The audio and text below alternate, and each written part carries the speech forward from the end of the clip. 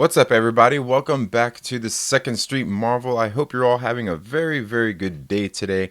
It's Monday, it's the beginning of the week, and well, I know for many of us that means time to get the kids ready for school, get ready to head back to work for the week, and maybe you're out there and maybe that's not your normal routine. Maybe you just got home from work. Maybe you don't have kids. I don't know. I really don't know. But thank you all so much for tuning into the Second Street Marvel today. I do greatly appreciate that, and I appreciate anybody that shows up here to watch me flap my gums for movies for about an hour.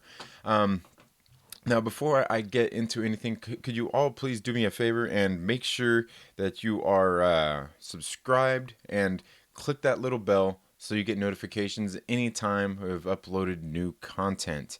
Um, no audio. Was that just right there at the very beginning, Russell Wells Benjamin? I'm guessing that it was. I know at first there for whatever reason, had my volume turned down.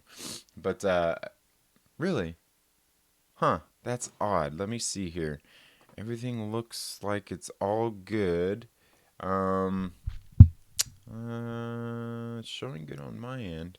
Let me see. Is it your volume? Are you sure it's not your volume there? I'm gonna go ahead and double check here on mine just in case. Okay. Because sometimes that happens. It's always hard to say what's gonna be going on with all of this stuff. Here we go. Okay. Okay, there we go. Yeah, we're good to go. Yeah. All right. Okay, there we go. All right. Um. Oh. Yeah. Yes. Again, thank you all so much for being here. Please make sure that you hit that like button and make sure you're subscribed. And you know what? Do me a favor and share this with your friends. Tell them to come hang out with us. It's always a good time. The more, the merrier. That's what I say.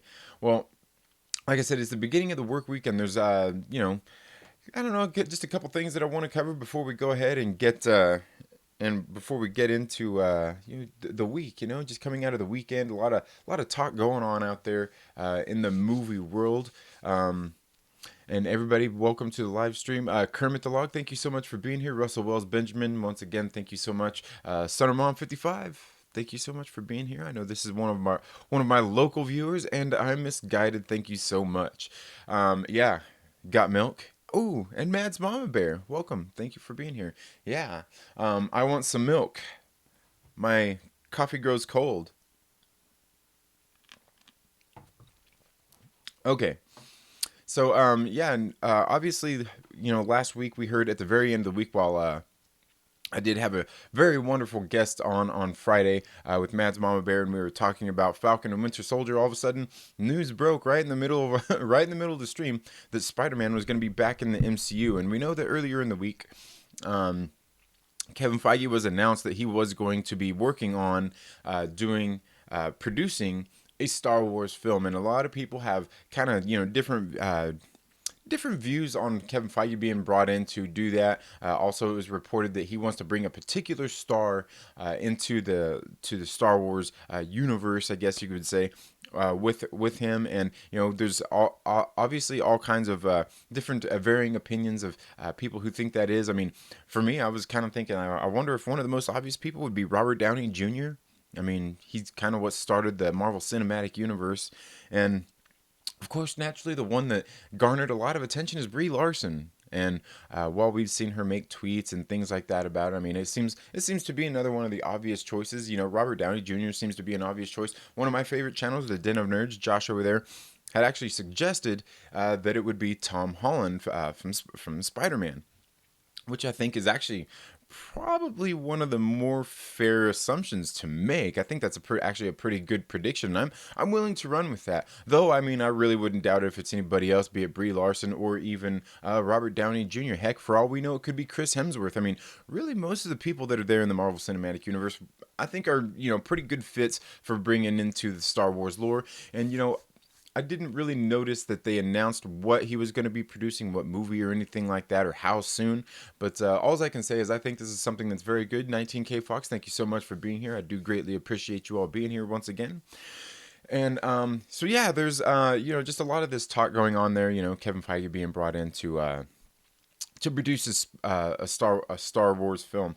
Now, the one thing I did want to talk about was obviously we got there at the very end of the week, was that Spider-Man was they did come up with a deal to have Spider-Man in one more feature film in the Marvel Cinematic Universe, and then he will also be featured in another film, like a crossover event, be it Avengers or my boldest prediction. And if you guys know me, when I go out and throw theories out there, I like to be bold. I like to go out there and give theories that nobody else is really giving out there. Because if you wanted the same old theory, well, you could go watch 1,000 other YouTubers that are going to give you the same old theory. Let's see. It looks like we got a few more people here. Darth Wacko, welcome to the live stream. Thank you so much for being here. Now the thing is okay. Let's see what's where we see that. Okay, I see. I am misguided. It says Keanu Reeves as Revan. I'm not really as familiar with like a lot of the Star Wars universe, but honestly, I mean Keanu Reeves. I mean he's just a phenomenal actor, and and don't get me wrong, he's just a good actor in doing what he does. He's not like one of the best actors out there in the world. He's one of my favorite actors. I'll tell you that much. He's one of my favorite actors out there. I've been watching him. God, I think the first thing I ever remember seeing him in was Youngblood. It was a hockey movie where he was living up in Canada and he wanted to play hockey. They lived on a family farm, and he ended up, obviously that seems to kind of be like I don't know, almost. And he wasn't the person on the farm. It was Rob Lowe's character that was on the farm. He wanted to go off and play hockey, and yeah, Keanu Reeves was the goalie in that movie. Anyway, long box diving. Welcome to the live stream. So there was these, but yes, Keanu Reeves, absolutely great actor, and I wouldn't mind seeing him in a Star Wars movie for sure. So we can see that there was, Spider-Man is obviously going to be in these films, and my guess of the crossover film, like I said, you can go find another 1,000 YouTubers are going to tell you something different. But my prediction has been that the movie that he will be in will be Captain Marvel: Civil War 2. I just putting that prediction out there that will be the cap off of the phase 4 of the slate of films, and I just think it hasn't been announced yet. We've been hearing a lot that there was a turmoil out there, obviously with the Captain Marvel character and them wanting to use Spider-Man to kind of springboard her to make her more likable and things like that. And I kind of think that, if that was the case, if that really is the case, and I'm not even going off the assumption that that's the case, I'm just saying that I think that is my prediction for what movie he will be coming up in very soon in the Marvel Cinematic Universe after his third film, which will actually be they announced that it's going to be in 2021, and that's less just about 2 years away. And I was also noticing that means I believe there's going to be several films coming out in 2021. So it's going to be a pretty crowded year, which begs the question. I mean, is that going to be the year when we've finally had enough? Is there too much? Is it getting too heavy there in the Marvel Cinematic Universe with 4 movies coming out in one year? I mean, that's one per quarter. That's a lot. I don't think they haven't done more than 3 quite yet. And not only that, to pile on top of that, we've also got the streaming service, and I don't have all the dates right here in front of me, but we got the Disney Plus streaming service that is going to be having some of these MCU properties as well. So, how's all that going to play? It could be a very, very heavy year for the Marvel Cinematic Universe. And is that necessarily a bad thing? I mean, let me know what you guys think down in the comments below. Is it bad that we'd be getting that much? A lot of people talk about the superhero fatigue and things like that. And for me, I don't think there's really any superhero fatigue. I just want to see good films put out there, and I don't care whether that's in the MCU, whether that's Star Wars, whether that's Rambo, whether that's Joker or anything like that. I just want to see good films, and that's really what's more important. They could probably, if they gave us one Marvel movie a month, that would be a lot. Even if they, I think 4 is kind of pushing it though, along with all these shows on the Disney Plus streaming service. But as far as the superhero fatigue, I don't know. I think that's one that's kind of hard to swallow, only because they've got such a vast array of characters, and the way that they have kind of went through and done. Kevin Feige has managed to do like all this different genre bending in the MCU. You really kind of get something different out of each one. But that's just if you ask me. Let me know what you think down in the comments below. I'm gonna go ahead and get here into the live chats and see what else anybody has to say. Um, I'm Misguided says, I think Gary is right. I am getting a serious Joss and Eliza vibe from Kevin and Bree. Um, who's Eliza? Eliza. I don't know who that is. But anyway, Nerdy Blurb TV, welcome to the live stream. Thank you so much for being here as well. Ryan over there at the Nerdy Blurb TV is such an awesome dude. You guys need to go check out Nerdy Blurb TV's channel. He's the guy who done the intro that I use here on all my videos. So that dude knows what he's doing. One hell of an editor, probably the best editor that I know here on YouTube. Single man, he's a one man band. This dude is absolutely awesome, and he's growing a very awesome nerdy community over there. He does this thing called the Fandom Initiative, in which a bunch of creators come together and we kind of just start, we throw them a bunch of videos, just giving our predictions and, things like that for movies coming up in the Marvel Cinematic Universe. I'm not exactly for sure when the next one is, but you can bet your bottom dollar, maybe even your top dollar, maybe all your dollars, that I'm gonna be part of it. Absolutely fun time over there at Nerdy Blurb TV, and thank you so much for being here. Lonely Banter, welcome to the live stream. Maverick MX, Maverick MX. Thank you so much for being here, and Super Power Review. Thank you so much for being here as well. Um, and Darth Wacko says Keanu would make a great Revan. And again, I don't know the character Revan, but I'm sure that Keanu Reeves would, especially under the right direction, would be a great addition to really any movie, any universe, especially. And again, thank you all so much for being here. I'm a guy that says Bowling Green, K. Bowling Green, KY. Oh, Kentucky, this week. So I am not doing well. Oh man, that sucks, man. Well, hopefully things get better for you. Hopefully things get better. Maverick MX says 4 movies in a single year, freaking bonkers. That is, and that's a lot of movies for one studio to be putting out. Not necessarily one studio, but one very specific genre of movies to be coming out. Now, it's not like it's unheard of. We have had that many comic book films in one year, so I guess it's really up to the viewer, if that's too much or not. For me, I particularly think that much more than that is really pushing it, especially when they have the Disney Plus streaming service getting ready to come out there in the Marvel Cinematic Universe. Rookie Critic, thank you so much for being here. Now, the one thing I do want to talk about too is, since we're here on the subject of Spider-Man, is something I was noticing the other day as I was watching Spider-Man, and I kind of noticed it the very first time that I saw Far From Home at the movie theater, and that's just some of the CGI in the movie. There's so many times where it's really choppy, and I'm not sure if it's because maybe did they go and do reshoots? Were they just in that big of a hurry? But there are some scenes in that movie where I'm like, man, these computer graphics are really bad. And I think the very first ones in the movie that I noticed that stand out the most are the scene right there towards the beginning when they're at Feast. And in case you don't know what Feast is, that is, gosh, what is that? Food emergency. What is it? Food emergency shelter, and you guys know what it is? Food emergency. Yeah, I don't know. I can't remember. But anyway, that scene right there, when he walks backstage and sees Happy Hogan and Aunt May, his suit, the way it's rendered onto his body and everything, Tom Holland's body, like the suit looks really bad. I mean, the computer graphics there are just so choppy. I mean, it looks bad. I mean, like you can see, like it moves kind of fluidly, but it looks very, very fake. And I'm not sure what it is about it, but the very first time I seen it at the movie theater, when we were there on, God, what would that have been? July 2nd on a Tuesday. We were there watching, and I remember thinking, like, oh man, it doesn't look that good. And then of course there's other scenes in the movie too, where we see a lot of this. And I think some of the better CGI that was rendered in it was actually done for Mysterio, but it seems like a lot of the Spider-Man effects throughout this film, and maybe it's just because he swings so fast and they couldn't make it look good and clean, doing all of that. But let's see, what?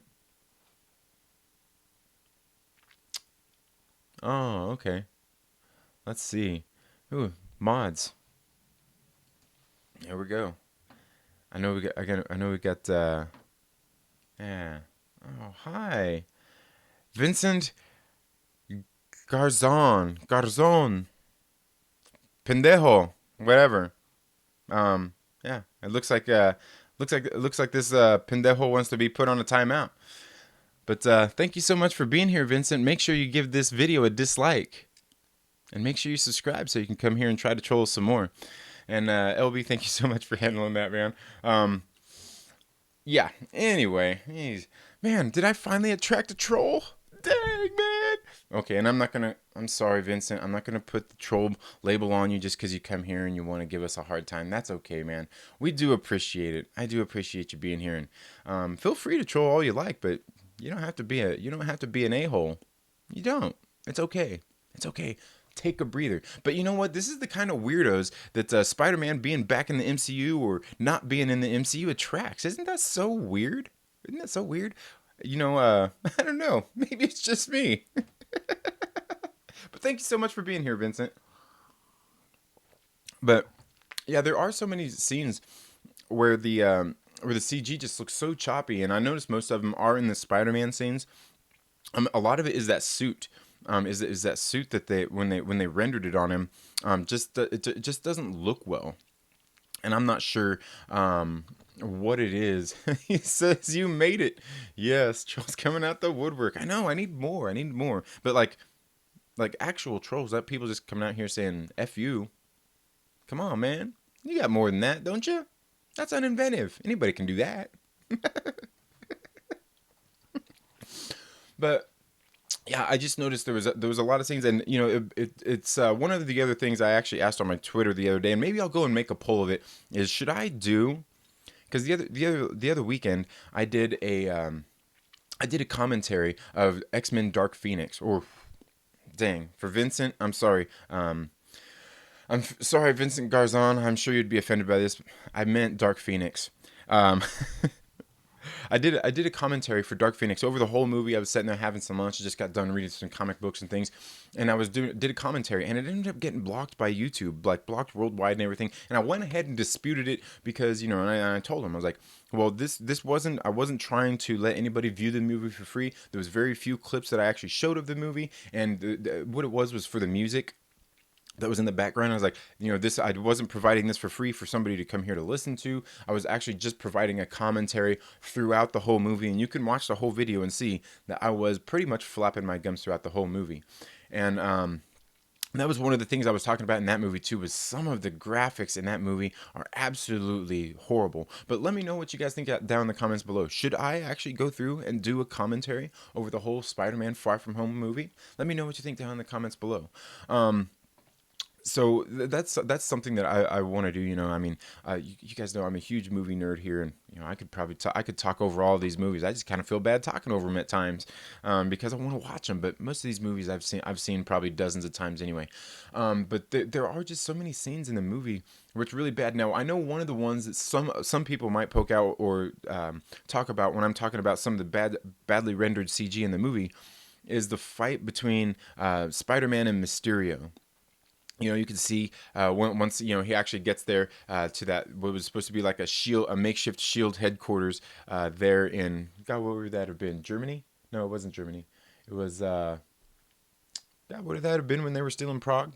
But when Spider-Man goes there and confronts Mysterio, and he starts bringing all the illusions in, and Spider-Man was really just getting the hell beat out of him. One could argue that a lot of that looked bad. Like, to me, I thought some of it looked kind of almost a little cartoonish, and it looked almost fake, but I think that's something that kind of served it well because it actually was illusions that Mysterio was casting. And so some of it, I mean, kind of looked a little bit cartoony, a little bit like a video game, and I was okay with that because I thought that was perfect, in the fact that it was showing that was actually his illusion, that he was projecting to Spider-Man.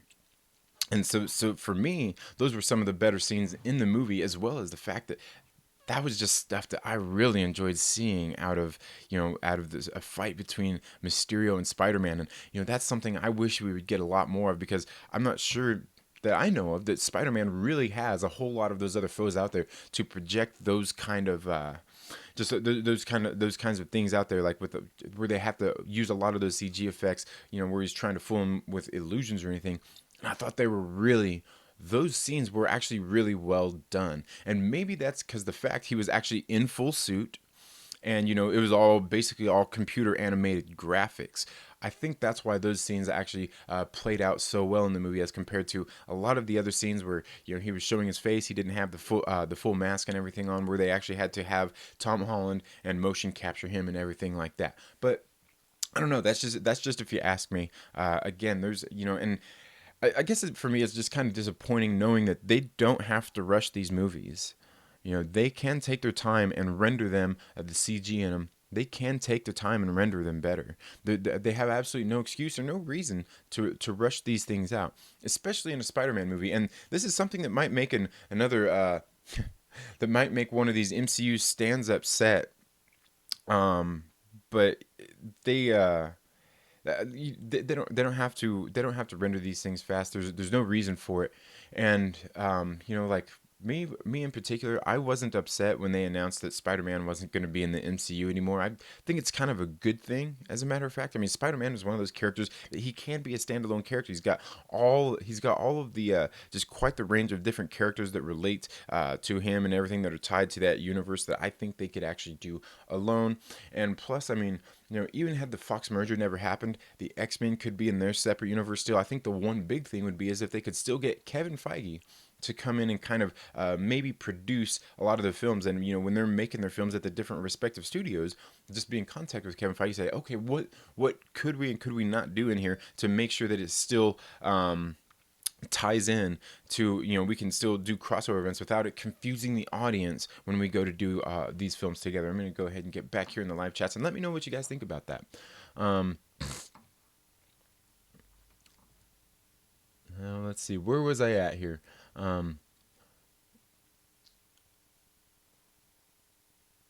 Okay. Longbox Diving says, I want them to be quality. That many quality will suffer. And I hear you.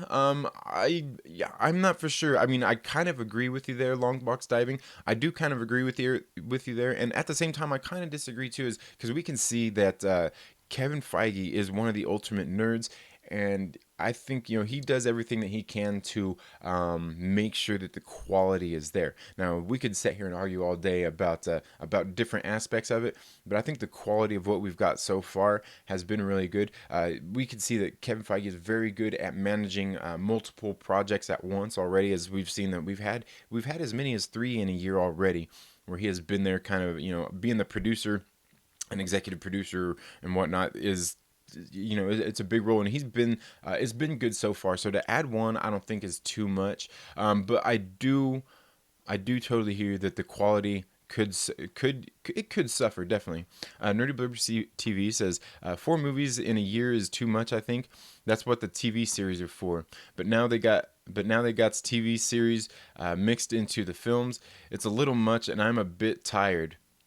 And I totally hear you, and I think that could go for a lot of people out there. When it comes to the superhero fatigue, like I said, for me, I don't think the fatigue's going to set in as long as we're getting good movies the whole time, well produced films. Like I said, Lord Feige hasn't let us down yet, but there could be one of those days that comes where maybe the quality in a film does significantly drop off.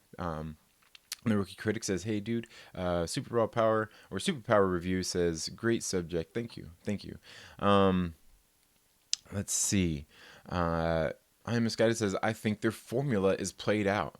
I think it could be, and I think the one of the things that actually plays to their advantage is the fact that what they do a lot of times in their films is especially when bringing in new characters, is they bring in new directors, somebody with a fresh take. They haven't really used directors that are really big. I think Jon Favreau was probably one of their biggest, most well-known directors that they've used in a movie, as a matter of fact. Aside from maybe Edgar Wright, who was going to be doing the Ant-Man movie, and they kind of had a falling out, which was a very very sad thing for us, because I mean, could you imagine Edgar Wright directing a movie in the Marvel Cinematic Universe, and of course they used a lot of his ideas and everything like that. I believe they still use his script and everything for that first Ant-Man film.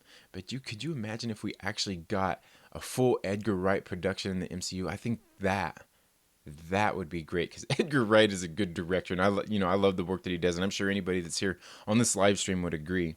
But I do understand what you're saying about the formula, and I think that's where I think that's one of the things that plays good to them because where they do the different genre type movies within the superhero franchises. So yeah, and Nerdy Blurb says, "Thank you, man. I appreciate your praise when I don't deserve it. Nah, dude, you totally deserve it. Fandom Initiative 3 comes soon. Yeah, that's what I'm talking about, man. Can't wait to be a part of that. And I am Misguided says Joss Whedon and Eliza Dushku. Oh yeah. Oh man. Oh, Eliza Dushku. I haven't seen her in anything in a while. I like Eliza Dushku. Darth Wacko says, I think 4 movies is a bit much. Aggressively relaxing. Welcome to the live stream. Says, I don't know how Marvel Studios isn't destined for failure. I'm personally really sick and tired of seeing beautiful people do awesome things. I know, right? It's sickening. It's sickening, especially when they have somebody like when they have somebody with the likes of Karen Gillan. That beautiful redhead, and then they go and take and shave her head and put all that blue makeup on her. How could you take away her red hair and do that to her, man? And she's awesome too. I love Karen Gillan. She's great, and she's a great actress too. I can't wait to see that new Jumanji movie is getting ready to come out. Nerdy Blurb TV, and this guy should know. He says, agreed with the CGI. Felt like they blew their budget on the hallucinating scene. The dinner night was really weird CGI. Yeah, it was. I think they did. And I think you're absolutely right. They did. I think they did blow a lot of their budget there on that hallucinating scene with all the illusions. I mean, you're absolutely right, and that's why some of the other graphics in there are so choppy. Because I noticed, especially when he's wearing that Iron Spider suit, almost the whole time, it looks not very well rendered. And not only that, like some of the lighting and everything coming off of it just doesn't look that great. And I agree. If there's anybody that knows, it's definitely this man here is over at Nerdy Blurb TV. And I must have missed one there. I missed one there. I am this guy that says Russell. I am calling the chick who played Faith in Buffy the Vampire Slayer her name. I hope it was worth the money it cost Joss. Okay, yeah. Now you're talking about Faith in Buffy. Oh, okay, yeah, that's Eliza Dushku. Longbox Diving says, yeah, Mysterio's effects were pretty good. Yeah, that was the one thing they actually did they did his effects right. I know something I heard somebody say was, the one thing they missed was in the previews how you heard his when his effects were like shooting out of his hands, like his laser beams and stuff, how they sounded different in the trailers compared to in the movie. And I do wish they would have used a little more of those effects, because they almost, I don't know how they would sound like they had that kind of speeder sound from like a Star Wars movie or something, and maybe that's what why they kind of decided to change it. I don't know, but I thought it was I thought it was. I think they should have left some of those sounds a little bit, but other than that, yeah, Mysterio's effects, they did very well throughout the movie, and I loved his suit in the movie. It looked really good. Matter of fact, I think I seen the other day some guy did a cosplay of the Mysterio. I'm like, oh, dude, hashtag jelly. I would love to have a Mysterio. A Mysterio cosplay outfit, because the one they had in the movie was absolutely great. And I think he was one of but a lot of people complain about Jake Gyllenhaal's portrayal and just like the whole Mysterio thing in the movie. And I thought it was really great. I heard people saying like the cheesiness of him, in the movie. Sometimes I'm like, I always kind of thought that as menacing as Mysterio was in the comic books, I always kind of thought that he was somewhat of a jokey, kind of hokey character, like he came off as in the movie. Like one of my favorite parts was something I've heard people complain about, was right there in the scene after he got the glasses and he's sitting there having this little party with all of his friends, all the people that were helping him. I thought that was some of my favorite stuff in that movie, where he's sitting there like, yes, and he's giving everybody their praises and their shout outs and stuff. To me, I thought that was absolutely great. And also because Jake Gyllenhaal has those kind of weird eyes, like, I don't know what it is about his eyes. He's really good at using them, I'll tell you that much. But like sometimes they kind of go cross-eyed, or just, I don't know what it is, but he's so good at doing that. I don't know what it is, but I thought his portrayal was really good. Nerdy Blurb says, Vincent Garza's on. Haha, all good, no worries, just chill with us. Yeah, I know, like, calm down, dude. Dark Wacko says, Marvel is going to feel it too with all their woke crap.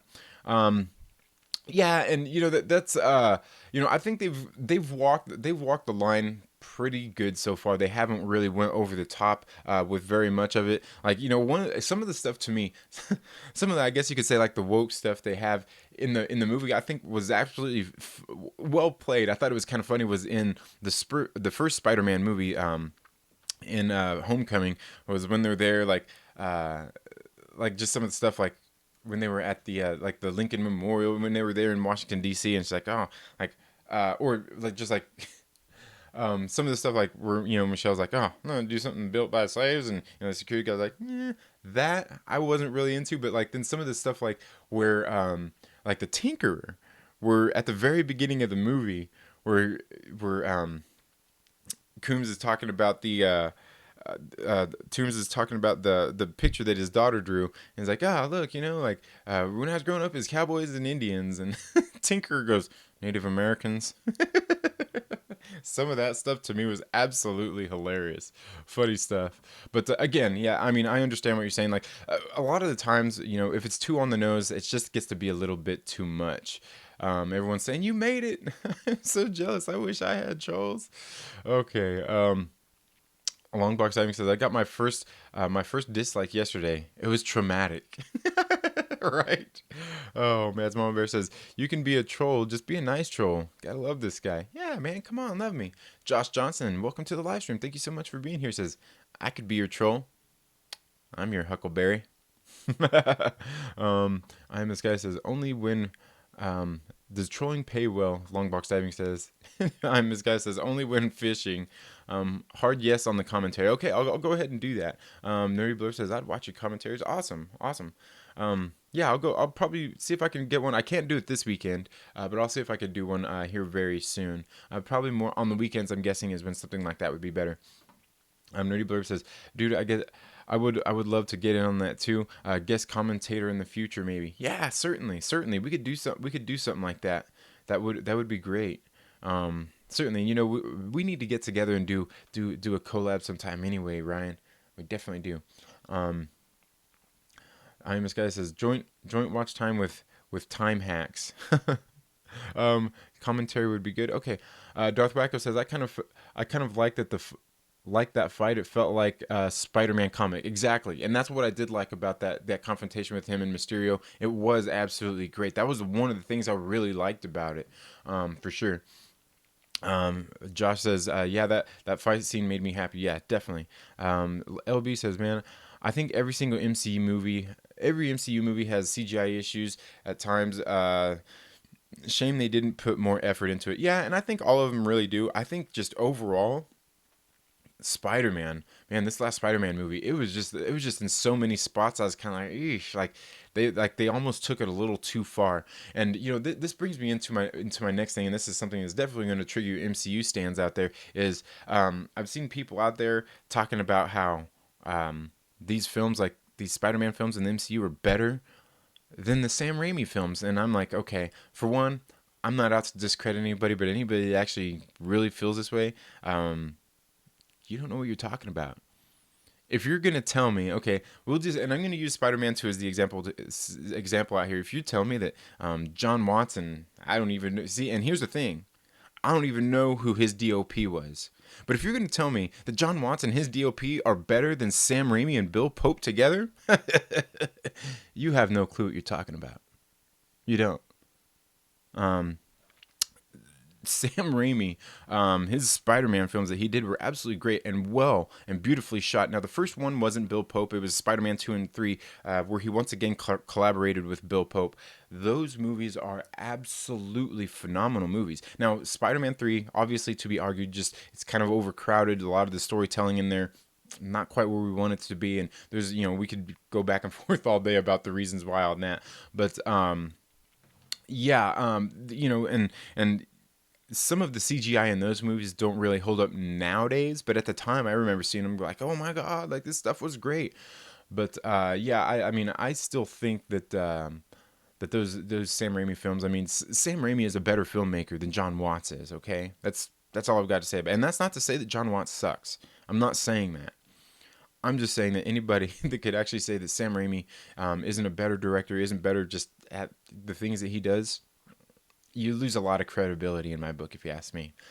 But again, yeah, I do think that most of the MCU movies do have issues at times. Honestly, I think the first Iron Man, they actually did a really good job on. I think the only thing that was wrong with the first Iron Man movie is that some spots, just the how would you say, maybe the lighting and whatnot that they used on the Iron Man suit was a little bit off. Other than that, that's probably one of the better ones out there as far as the CG is concerned. And believe it or not, Thor: The Dark World was actually pretty decent as far as the graphics that they used in that one. Um, Nerdy Blue TV says Marvel for sure has a reason to rush. Apparently, they need to come out with 4 movies in a single year. Hashtag quotas, brother. I added the hashtag on there, but yeah, that's true. That's true. Darth Biko says, oh man, it jumped on me again. Okay, and we're getting pretty lively out here. Says they need to get rid of those awful Spider Tech costumes, give him a regular Spider-Man costume, and I absolutely 100% agree, and that's why I have no problem with Sony taking him back and letting him make his own suits. That's what I'm used to. That's my Spider-Man. My Spider-Man doesn't look up to Tony Stark. Nobody should look up to Tony Stark. He's barely a hero. I'm this guy that says, I hate when they use CGI where it could be done better with practical effects, and I totally agree with you. And that right there, I am this guy that is exactly why the Sam Raimi Spider-Man films are what they are, especially the Spider-Man 2, because he's one of those directors that, and he's got that kind of background where that's what he does. He's used to shooting movies with practical effects, and that's why those movies still stand up today, if you ask me. LV says exactly, so lazy. I am this guy says not so much so lazy, but it's a new toy. Yeah, definitely. Okay, I'm gonna go ahead and skip up a little bit here. Darth Biker says Brie Larson is taking over the MCU.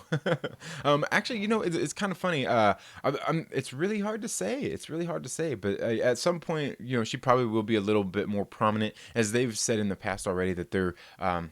Marvel Studios has been totally, especially Disney altogether, they've been totally open about what they're doing. So for anybody to really deny that is ridiculous. I mean, like as far as like the woke stuff, I mean they've outright come out and said what they are doing. So now, I mean, the level of wokeness, I mean, is to be debated. Is definitely to be debated. But I mean, they've certainly taken steps to be inclusive. We'll put it that way. YT Whip Float says, I can't wait for the Fantastic Four. Yes. I can't wait for the Fantastic Four neither. And I'm not even big on the Fantastic Four. I never really was in the comic books or anything. But I mean, I think all of us are kind of on the edge of our seats waiting for that. I think we are. I'm this guy that says, then they time crunch them so they don't have no time to clean it up as they should. I think the CGI people do the best with what they are given. I agree. I think they have done the best with what they're given and the time that they're given to do it in. I'll agree with you there. And that's why a lot of the times, like for me, when I look at some of these movies and stuff, I don't like to beat people up over stuff, because a lot of people pour their hearts into these movies and they work really hard on them. And that's one of the reasons, like with Dark Phoenix, I feel really bad because I did my commentary at it and I was laughing. There's just parts in it that are so laughable, and I feel bad because I know people work hard on these things. I mean, I work hard on doing comic book reviews. You know what I mean? So I can't imagine, going into a full production, all the things that they're putting into that. I mean, they're really, and that's why I feel bad. And that's why I feel bad when you hear just people just like completely tearing some of these things down. It's like, man, like, that's somebody's hard work, and I know how a lot of us would feel if the work that we're pouring ourselves into just gets torn down. And I'm sure we've all been there before. And and that's not to say that we shouldn't criticize or be critical at the same time, but like some of these things I'm like, yeah, dang man, like ease up a little bit. Stop being so Vincent Garzon. Nerdy Blur says, "Hi, here in the chat. If there's anyone that has a channel, please tell us. No, we can check out your stuff. Love supporting fellow channels. Yeah, yeah. And like I said, Nerdy Blurb is awesome. You should definitely check out Aggressively Relaxing's channel. He's awesome. Aggressively Relaxing says the worst thing Marvel has put out featured Karnak getting laid in a weed field. Give me 5 movies and another series on Freeform."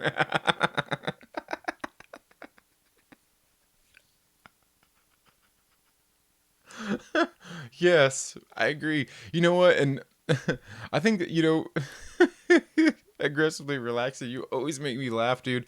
I think you're right though. That Inhuman series was, it was supposed to be something great, and I was really looking forward to it. Remember, they did an IMAX showing of the first of that first episode in the theaters, and I'm so glad I didn't pay to go see that. Because yeah, that was a joke, and for me, I think the worst thing about it was it seemed like throughout the whole series, it seemed like you were talking about, like in the weed field and all that stuff. It seemed like they were trying to be too hip, like they were trying to be too cool instead of just like just tell a story, just tell a story. It does certainly seem like they were trying to be too hip or too cool, um, for that. Uh, let's see, where else are we at here? We'll go ahead and jump down here a little bit. Russell Wells Benjamin, welcome to the live stream, sir. He says, "Oh, you've been here since the beginning. What am I talking about?" He said, "But thank you for being here anyway. Make sure you guys smash that like button or give it a dislike if you want, like Vincent probably did." He being Jake Gyllenhaal, from my serial killers comment. Oh, um, Lonely Banter says Spider-Man 3 was absolute trash. You know, I would say there's good things to extract out of it, but altogether, I mean, it feels really rushed. It was really crammed with too many things in it, and yeah, and like I think Topher Grace is a good actor. I think they could have picked somebody a lot better for that film. But honestly, I think with the relationship that he had with like Tobey Maguire's character in the movie, I think it was really well played. But altogether, it's not the best movie out there now. I mean, you want to say absolute trash? Let's compare Spider-Man 3 to The Amazing Spider-Man 2. Tarazan, welcome to the live stream. And Tara, if you're still here, I just want to tell you that comparison you made about, I can't remember the actor's name all of a sudden that you made. I went and looked up a picture and it was like spot on. I posted a picture on my Twitter and I was like, holy moly. I'm like, that's funny, that dude. And I just trimmed up yesterday too, so you couldn't see all the gray and everything in my beard. But I was like, holy moly, that actor. I do look like that actor. So you know what? Enough with the Billy Zane. Enough with the Billy Zane comments. I don't look like Billy Zane. I look like this other like this other actor from this TV show. I was like, oh man, like it was almost uncanny. Like the only thing I had to do was kind of flare my nostrils a little bit, like that. But yes, and Tara, thank you so much for being here, and thank you for supporting the channel by being here and viewing and giving it a thumbs up and all that stuff. People, smash it. I told them, calm down. Okay. Aggressively Relaxing says somebody went through and downvoted all my videos a couple of weeks ago. It was awesome. Yeah, I know, right? Isn't it so great? Like people think that like thumbing down a video is like a bad thing. It's like, no, it's engagement. Thank you for being here. Can you leave more? Could you leave some more troll comments, but be nice about them at least? You don't have to get and be an a-hole and be racist about stuff like dude was being. I don't know what dude was doing here, but I am this guy that says nobody is as epic as Bonesaw. Bonesaw is ready. Yeah, man. They horned in too many films, too many villains. LB, it was disjointed and chaotic. I think that was the biggest problem with it. LB says Iron Man is the best looking MCU movie. Yeah, agreed. Because they used film. Yeah, agreed. And soon after that is when they started using less and less full on suits and the stuff. They were using a lot of that. Kobe reviews movies. Welcome to the live stream. Thank you so much for being here. And you guys, make sure you go. I finally got to Kobe's channel. Go check out Kobe reviews movies channel. If you'd like, you can leave a link to your channel down there in the comments, Kobe. He's this young man. Looks like he's probably, I'm guessing, from the UK or something like that. Has been doing movie reviews, and I finally got and watched his One Flew Over the Cuckoo's Nest review. And good job, brother.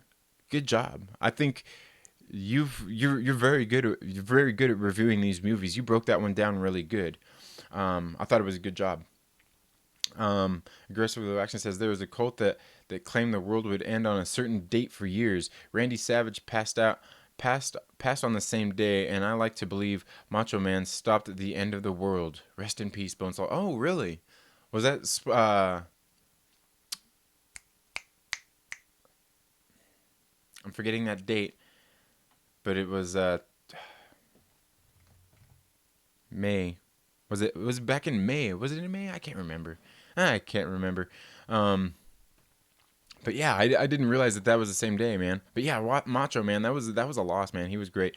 Nerdy Blurb says, Kobe reviews movies. Hey man, just saw your Driver review the other day or this morning. I don't know, but great job. I should go back and comment. And I'm the same thing with the comments. And yeah, go check out Kobe reviews movies. This young man does a very good job of breaking them down. Like I'm like, dude, like this young man knows what he's doing. He knows what he's talking about. And I hope one of these days, I'm growing little cinema files of my own, man. I hope that my kids one day will do something like that as well. Because, my kids are little movie buffs as well. But yeah, good job. Go check out Kobe Reviews Movies. As Mama Bear says, I think it's overdue to get an older Peter Parker who has been doing this for years now. That's why Spider-Verse was so refreshing. Yeah, and I agree with you there. And I think, I think that's the one thing I do like about what they've done with Tom Holland Spider-Man so far is that he is young.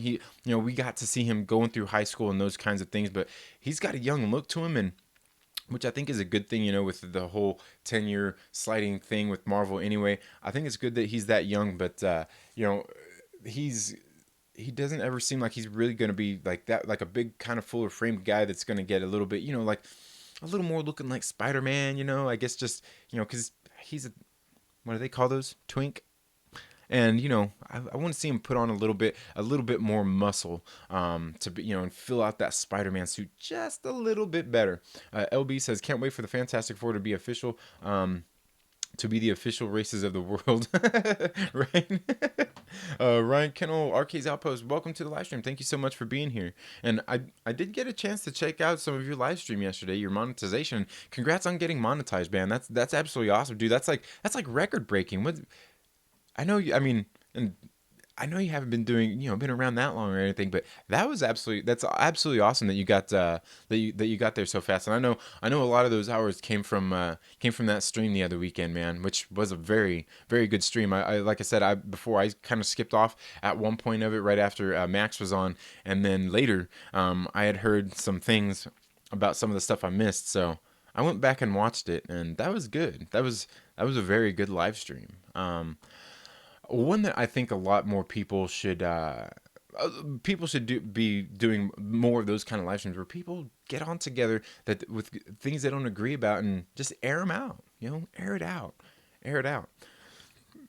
Although I do got to say that I do.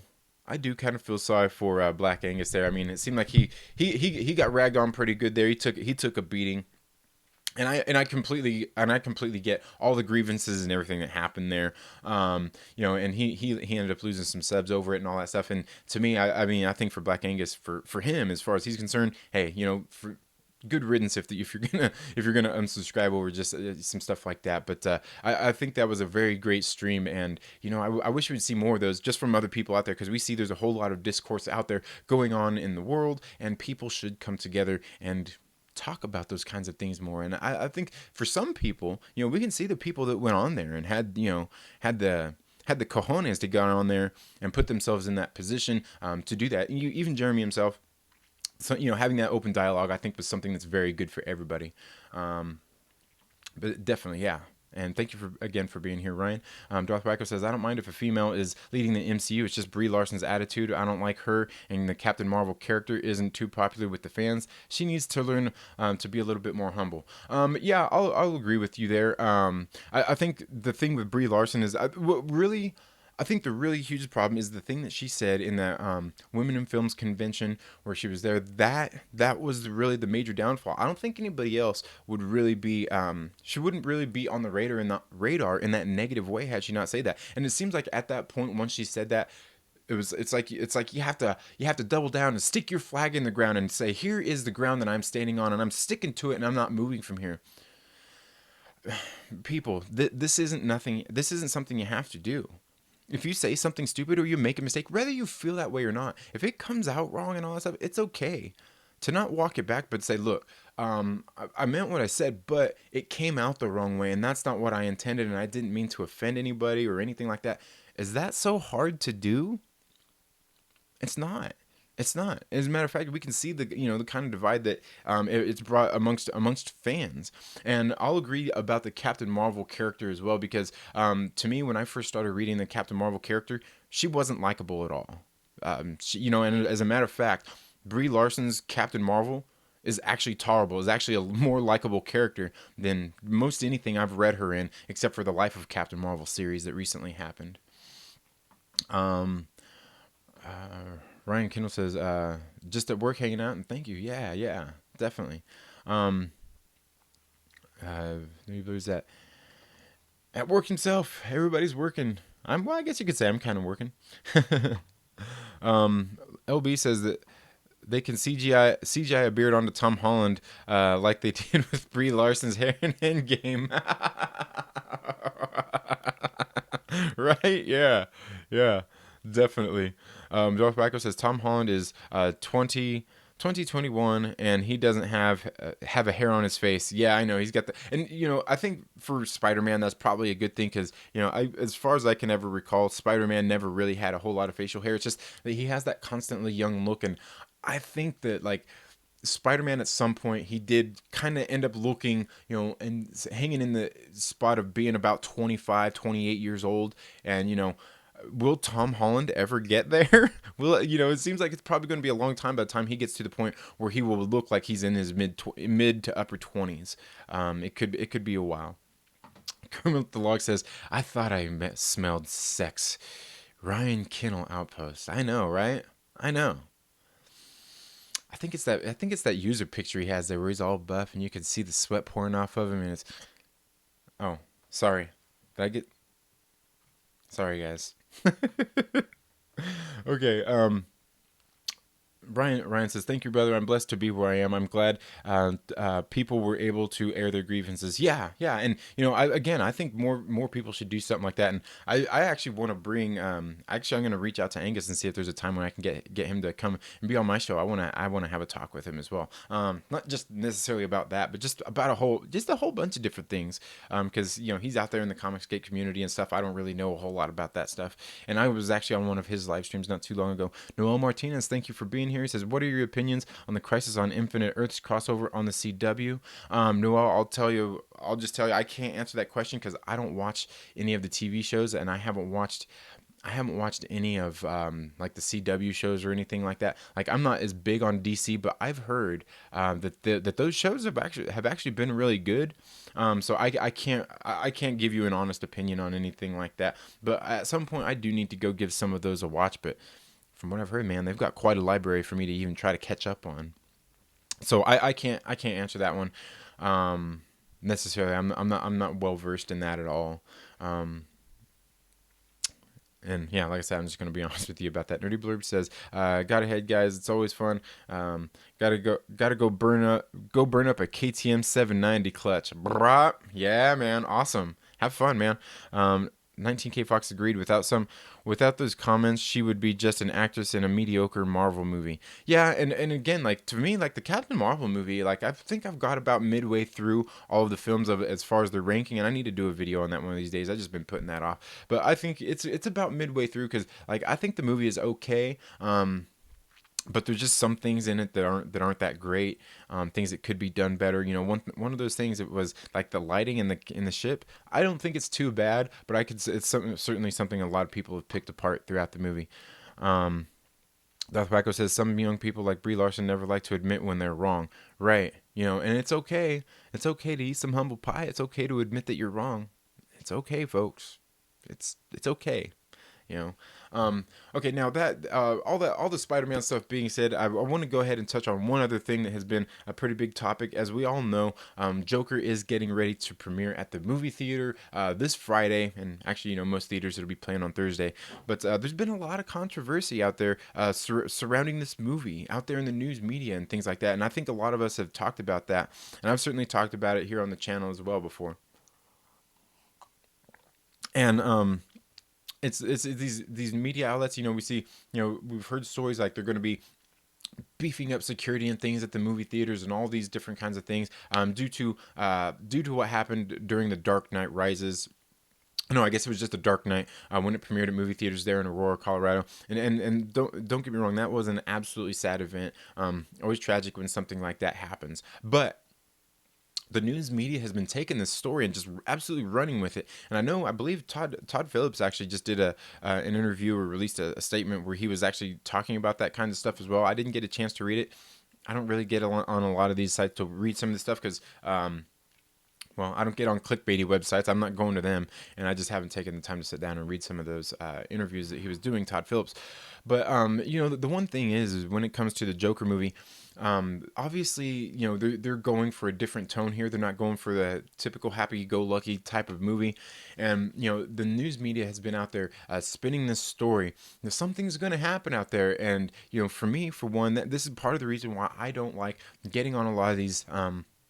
Media sites and stuff like that is the tactics that they use to garner attention, and it's something that they need to stop doing. Okay, this movie looks like it's going to be an absolutely great movie. We've had violent movies in the theaters this year. Rambo just came out, what, 2 weeks ago? Nothing happened there, did it? Nothing happened there. And there's been other movies too. Three from Hell. And I believe they scaled that back. It's not even going to be a full theater release. I think it's just going to be like a Fathom Events kind of thing. And I want to go see that, man. I forgot to pick up my tickets, and mostly because it falls on days I can't really necessarily make it neither.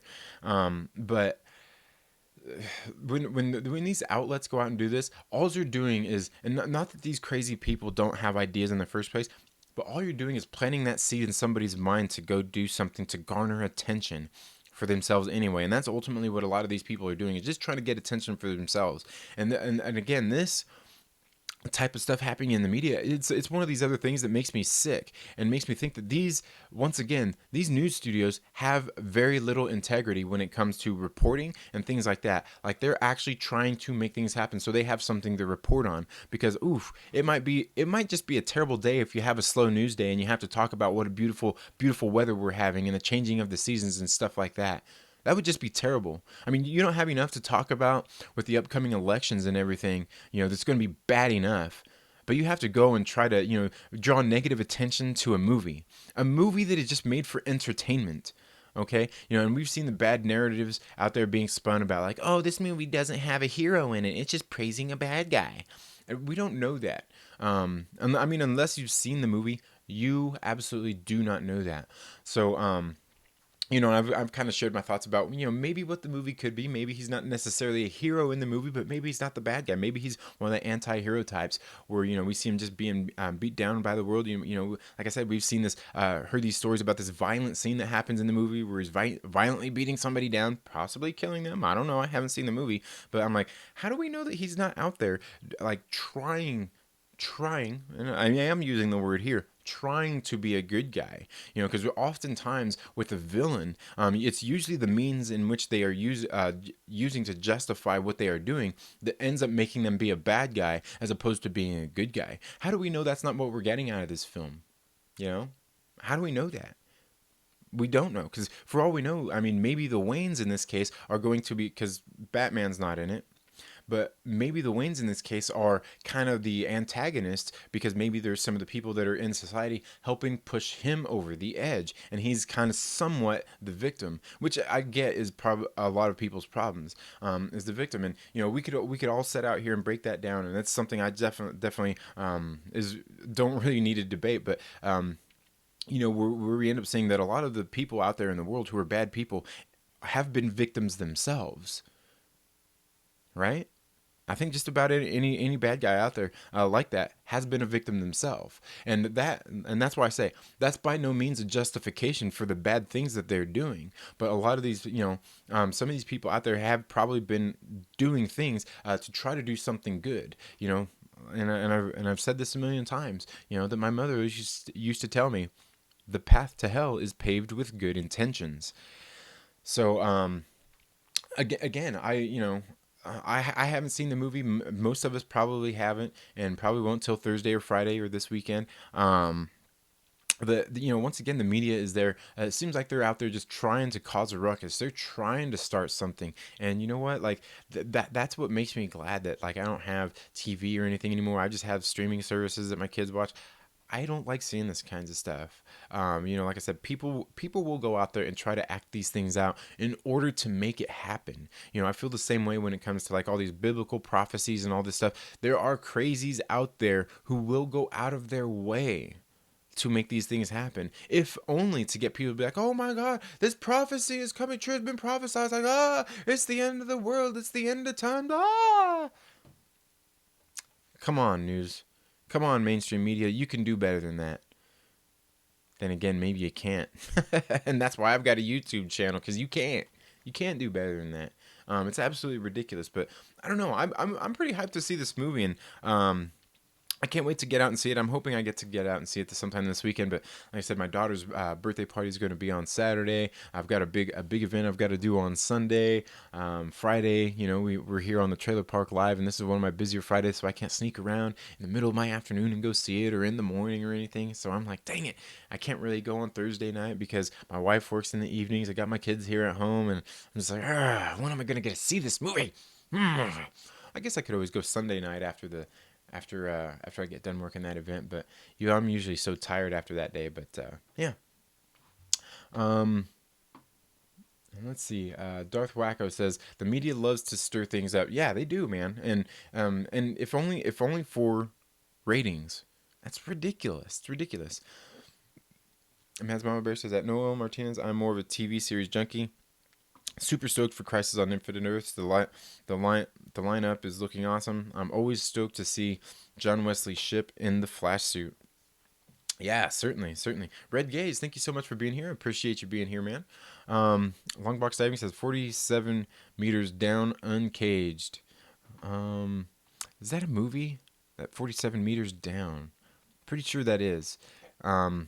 Hellboy the movie was a piece of garbage. YT Whipfloat says, yeah, that's what I've heard. I can't speak on that because I myself haven't seen it, but just from everybody out there, the overall consensus is that it was. And to me, it's not like you can really change up a Hellboy movie, but to me it just looked like it was, kind of like a reboot of, the Hellboy movies that they did with Ron Perlman. But again, it is one singular character in one singular world, so I'm not sure how big of a universe they have around that character to do many things a whole lot different. So yeah, I think when it comes to something like that, it's kind of hard to do. Like, imagine if they went and remade Sin City. Like, what could you do? You'd have to watch a movie like that and be like, is there really a point in rebooting this movie? Aggressively relaxing says we should cancel Brie Larson, her and Dave Chappelle. That's funny. Longbox Diving says Warner Brothers blocked reporters from the red carpet. You know what? And they absolutely should. That's something. And when I remember hearing about that, and good on them. Good on them. That because somebody needs to say something and stand up to these people when it comes to stuff like that. And by all means, shutting these people out, not allowing them to be there, I think kind of sends that signal that, you know what, we're tired of your crap. You're doing everything that you can to kind of hinder our success, the success of our movie. Especially what it's been touted up to so far. People are putting it up there for in award season already for Oscars or Academy Awards or whatever. Oh, I don't pay attention to those things, man. But yeah, it's been put up there, and the news media is trying to trample on that by putting all this negative attention around it, and it's absolutely ridiculous. And good on Warner Brothers for doing that. I think they absolutely should, and I think a lot of these studios should actually go out there and do that. But then again, we've got some of these studios who actually go out there and garner some of that negative attention for themselves. Marvel Studios, Walt Disney. Yeah. Russell Wilson says, did Dave Chappelle trigger you? Not me. And if you're asking aggressively relaxing, I can guarantee you he's just kidding. Darth Wacko says, hey, I like Dave Chappelle. He's funny.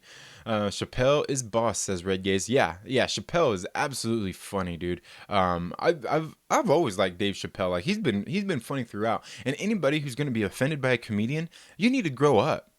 Seriously, that's what comedians do. They're there to make fun of things. And for me, I think a whole lot of things when a comedian does them, there's nothing. There's nothing off out of bounds. You know, there is no fouling if you're a comedian. Now there is some line to be drawn there. You know, like we can see that Roseanne Barr had some backlash for those tweets that she made late night because of her medications. Kathy Griffin with that whole cut off Trump head thing. You know, like stuff like that. Okay, now here's where I'll touch upon this a little bit. Okay, Roseanne, unless she's using Twitter as an outlet for her comedy, it's not the right place, okay, for one. And what you're saying is just an excuse. And then the Kathy Griffin thing with the cut off head thing, okay, it's a cover of a magazine. You're not telling your jokes on the cover of a magazine or in a magazine article. It's not the place. It's not the place. There's a time and a place for the comedians to do stuff like that, and that's when they're doing a stage special, or if they're on if they have a YouTube channel and they're actually using it to tell comedy. If you're doing this, doing that in just like interviews and stuff like that, it's not really the place, if you ask me. I mean, I could be totally wrong there. I could be totally wrong. And I'm not saying that you can see that a lot of comedians, when they're being interviewed, they will be funny, but they're not there telling their stage jokes. That's not the time and place for it. Um, and that's ultimately the thing I really had to say about that. If you're on stage telling your jokes, that's your arena. That's where you go, and it's no holds barred. By all means, go as hard as you want. You know what I mean? Like, there's some comedians out there, they'll go and make fun of the presidents and all that kind of stuff. I don't have any problem with comedians making fun of the president or anything like that in their stand-ups. Whether I don't care what president it is. Go ahead. That's your stage. That's your time to do it. Now, however, I will say that sometimes some people just lay it on a little bit thick and they keep going, and that's kind of what their whole comedy routine is. And at that point, it's garbage. Come up with some better jokes. But for the most part, you're on stage doing your thing. Hey, let it rain, man. Let it rain. Josh says, can't wait for the Joker. Yeah, me neither, man. It looks really good. And Joaquin Phoenix is a phenomenal actor in the first place. Russell Wells Benjamin says, all this talk about canceling and protesting is things they don't like. Hey, I don't like the Golden Girls, but you don't see me yelling to cancel the show and for a Betty White boycott. And you know what? Russell Wells Benjamin, you don't like the Golden Girls? We're boycotting you, buddy. No, I'm just kidding. You're completely entitled to your opinion, but I always remember watching the Golden Girls growing up when I was a kid, and I was a kid watching that stuff, and I thought it was entertaining watching them old ladies sitting there being funny on the screen. But certainly, it's not for everybody. It's certainly not for everybody. Glitter and Duct Tape, welcome to the live stream. Um, um, Glitter and Duct Tape says, happy birthday to your daughter. Well, thank you. I appreciate that. I'll go ahead and I'll pass that on to her. And it's my middle child. It's my youngest daughter. And she's just the sweetest. She's the sweetest little thing. I absolutely love her to death. And of course, I love all my kids to death. They're the greatest. They make me smile. In case you couldn't see the smile they brought upon my face and you even mentioning my daughter on there. Yeah, I love my kids, man. They make me proud every day. And I'm not going to get into that because I can already tell that I'll get emotional talking about it.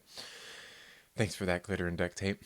Aggressively relaxing says, it's my God-given right to take one thing someone said and back a truckload of dirt to that molehill. Brie Larson needs to go down at all costs. Oh, aggressively. I know you're kidding there, dude. But the point you're proving, yeah, is exactly that. But yeah, man, you're funny, dude. Funny, man. Oh, guys, oh, man. Aggressively relaxing. You're just too funny, dude. Red Gate says, yeah, man, good to see you. Yeah, always good to see you too, man. And believe it or not, I do get on and watch a lot of your videos. I just know, I'm always working, so, I forget to get on people's things, and sometimes I forget to like them and comment and all that kinds of stuff, and I always feel bad because, people always come and, they're on my comments. They like my videos too, and I appreciate it. Lord Callus, welcome to the live stream. Thank you so much for being here, sir. Hope you're doing well today. And you guys, go check out Lord Callus's channel, man. I know a lot of you probably know who Lord Callus is in or subscribed, but definitely go check out Lord Callus, man. I'm telling you, one of these days, this dude is going to make the right video and he's going to friggin' blow up into the stratosphere, man. He makes absolutely great content, has huge love for Star Wars, and man, just go listen to my brother's voice, man. He's got a great speaking voice and he's really well spoken. Absolutely great stuff. Can't wait to see him blow up. So then one day I can be like, hey, I know that guy, and everybody be like, yeah, you do. You got 1,200 subscribers, man. That guy's got 1.5 million. Yeah, I said it. I said 1.5 million. Josh Johnson says my kids watched Hellboy without me. They said it sucked, so I haven't watched it. But you know what? And you know what? A kid's gonna be honest. You know, kids are gonna be honest, and I think your kids are obviously old enough that you can trust their take on it. Darth Wacker says Second Street. Are you looking forward to the Batwoman TV series? You know what? I don't watch the TV series or anything like that. But the one thing I will say is like any criticisms I have, I will completely hold until I watch it, because you know whatever about trailers and all this stuff that everybody's talking about, I will, because I can't speak on something and give an opinion on it without having seen it. And you know, there's so many people out there that are already judging this stuff without having seen it. And to me, I think that's wrong. People lose credibility with me when they go ahead and do that. Like, go watch the movie first and go into it with an open mind. Go into it with an open mind. That's not saying that you have to like it, but go into it with an open mind, without that negative perception first. You know, as much as you can, and try to watch it and give it an honest critique. Give it an honest critique. But as far as looking forward to it, I can tell you honestly, no, I'm not looking forward to it, just because I don't watch TV series. Um, yeah, yeah, yeah, and honestly, yeah, LB just touched on that, and I don't really watch any like the Netflix Marvel shows. I watch those, but it was hard. It was hard to watch those. I'm just not really into the TV format for these kinds of things. Like for me, TV format is more well served for sitcoms, like Friends, Seinfeld, and things like that. I think that's what the TV format is a lot better for. Now, unless you're talking about like the HBO, like with the Game of Thrones and things like that, I think those are well served there, and I think that's kind of what the Netflix Marvel did a little bit. But again, to me, I just think like the production and like maybe the budgets they had, they just didn't serve any of those kind of stories very well, and I think they could have been done a lot better. Josh Johnson says, would it be different if Eminem was holding a Trump head on a magazine? Not really, because I'm not a big Eminem fan. To me, I'm still all about Vanilla Ice, baby. Yeah, that's right. Ice, ice, baby. Yeah. Yep. But yeah, I'm not really big on Eminem, and yeah, for me, it wouldn't be any different. And mostly because most people, I mean, unless you're advertising like a horror flick or movie or something like that, I mean, I need to be holding a Trump head or anybody's head on a magazine cover. It just, I don't know. I don't know. I don't know how else to really touch on that. Um, um, Kermit the Lux says the one Golden Girl is a fine woman. Which one? Which one? Are you talking about Blanche? Glitter Duct Tape says you're welcome, Trinity. Yeah, thank you, thank you. Kermit says Second Street is too good of a person for YouTube. Nah, man, believe me, I don't let all of me shine through here. I'm not that great of a person. I swear. I swear. But thank you, Kermit. Thank you. Always a good friend. And yeah, yesterday was actually over on Kermit the Log's channel. He finally got his streaming rights back after 90 days, and we had a live stream over there. Had the Cotton Connection with Kermit the Log and Snowdub. It was a very fun time, as well as with Mad Max movie talk. Absolutely great time. You know, it's always a fun time when we get together with these puppets, and let alone Mad Max. It was just a fun thing to do. We went through and was casting people, casting movies with some of the people of the Phantom Menace. It was absolutely funny. It was a funny time. It was fun. Russell Wells Benjamin says Golden Girls was a choice out of a ridiculous hat to show how dumb boycotts can be. Yeah, I know. I'm just giving you a hard time, man. It's all good because it's certainly not for everybody.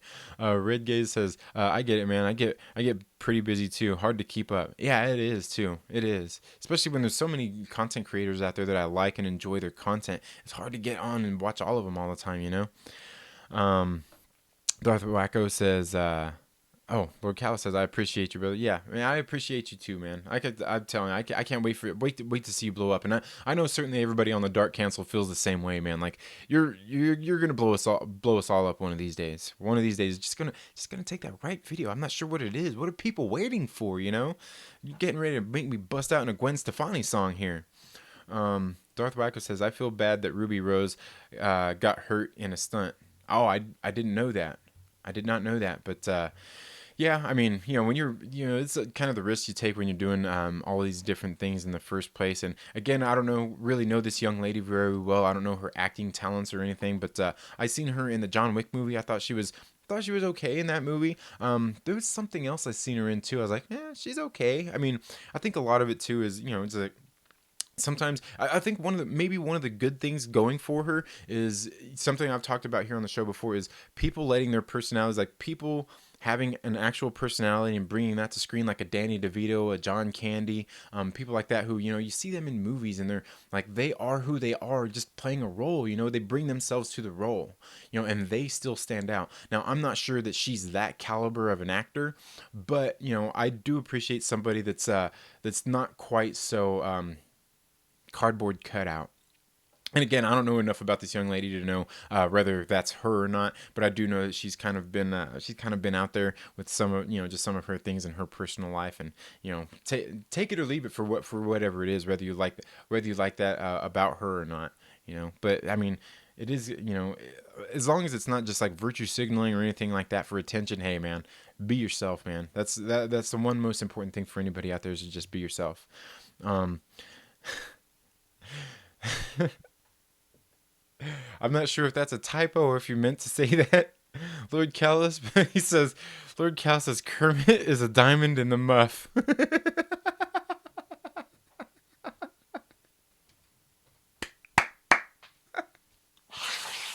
Oh, that's about as good as, that's, that's as good. Okay, that can't be a typo because M isn't close to R. Diamond in the Muff. That's great. That's great because the name of the show that he did yesterday was actually really great too. If you know Kermit, it was actually a play on words and everything as well.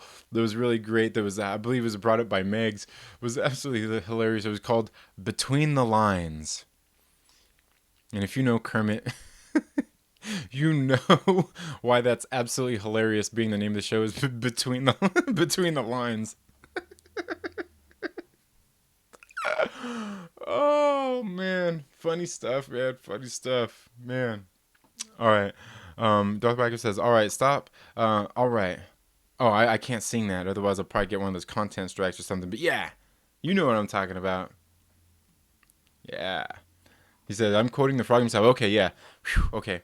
Yeah, pretty sure that wasn't okay. I figured it was because I was sitting there like, and then I started looking at my keyboard. I'm like, okay, M isn't even close to R, so it had to be. Yeah, he's definitely a diamond in the muff. I mean, oh, you got me wondering. My wife better not be out Miss Piggying. You know what I'm talking about. Matt's Mama Bear says, what we saw of her in last year's crossover looks pretty tentatively promising, provided the writing is decent. Yeah, yeah, and I think I think I heard something about that too. Like last year in the crossover that she was in, she was actually pretty good. And of course, writing being good is the cornerstone of any good TV show or movie. But that's all I have for this video today, folks. Thank you all so much for tuning into the morning movie chat for yet another edition, man. I don't know why you guys come here to hear me chat, but man, I do greatly appreciate it. And I will go ahead and see how soon I can go ahead and do a commentary on Spider-Man Far From Home and just kind of give my thoughts on it. And I think that's something I want to do a little bit more of is sit back, watch a movie, and do my own commentary track on it. It's something that I've always wanted to do, that I happened to do for that one particular movie, because one of the things I always did, just as a not even growing up. I mean, I was an adult by then, really, but with the advent of DVDs and bonus features and things like that, is I love going through and watching movies that have the bonus tracks or those commentaries on there, whether it's from the directors, some of the actors in the movies, and things like that. Like if you go through and watch a movie like Old School, the movie Old School, which is a Todd Phillips movie. And he's the guy directing Joker. If you go through and watch the commentary track for the movie Old School, that commentary track on that movie is probably even more funny than the movie itself is. And that movie is an absolute laugh riot. But the commentary track on there with the directors and the stars of the movie is, oh man, it is absolutely great. It's hilarious. And then you get ones that are really great too, like The Matrix. They have three tracks on there on those movies that are absolutely great as well. So it's something definitely I want to do. Like I said, I love movies, and commentating over them is something I definitely like to do. Longbox Diving says Mystery Science Theater. Definitely. I love those. I used to love that show. It was something when my father was alive, he used to love that show too. And he's who got me turned on to that show. Yeah, that show was absolutely great. I actually made it to the theater not too long ago to see the riff tracks that they did of Starship Troopers. That they did on Starship Troopers, and that is absolutely hilarious. But yeah, Mystery Science Theater is definitely one of those shows. It's one of those diamonds in the muff. that they go and do their commentary tracks on, man.